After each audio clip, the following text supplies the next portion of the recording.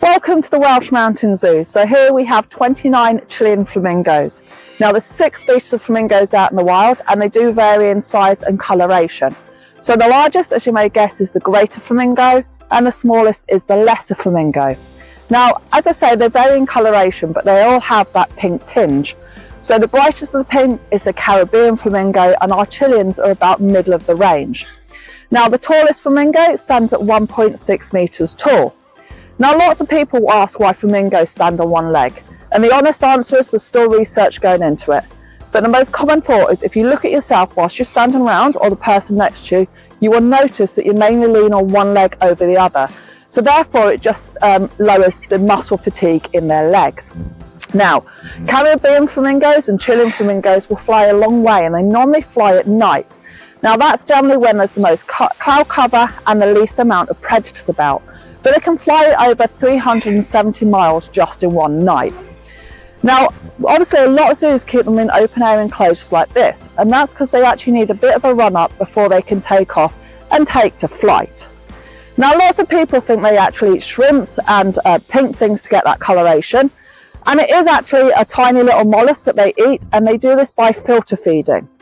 So if you've ever watched a flamingo feed, they basically turn their head upside down and they swing their beak backwards and forwards. And this because they've got filter plates like baleen whales in their mouth, and they actually flick their tongue. Now this species will actually flick their tongue about 3 to 6 times a second to move that water over their filter plates.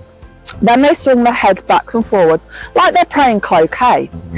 Now the reason they can do this is they've actually got 19 elongated vertebrae in their neck to allow them to filter all that food out. Now they actually live generally high up where there's very little predators. But unfortunately us humans are causing a threat with this. We're building roads out so we can do ecotourism and things like that. And unfortunately this is making roadways in for the predators. There are also threats through things like coastal erosion, predators coming in, and even back as far as the Roman days, they were actually killed and their tongues were pickled as a little delicacy. There was also some theory that parts of their body would help you with medical problems, but there is no scientific fact behind that. So flamingos can actually deal really well with salty water. They've got salt glands at the top of their beak like a penguin has, so they can actually seize salt out.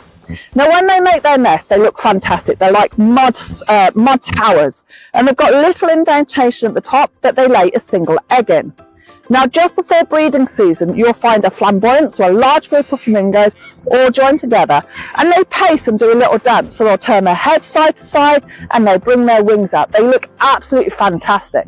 But flamingos are actually classed as monogamous. So they generally have the same partner year after year, and between them they'll milk that nest and then take in turn sitting on the nest and actually feeding the chicks.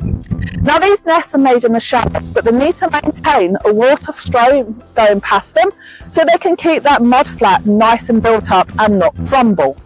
Now it's about a 40-day incubation for this species of flamingo to actually hatch, and then a single chick actually hatches. Now that is a beautiful white colour. Now the way the flamingos get their colour is actually through the fish they eat, through the food they eat.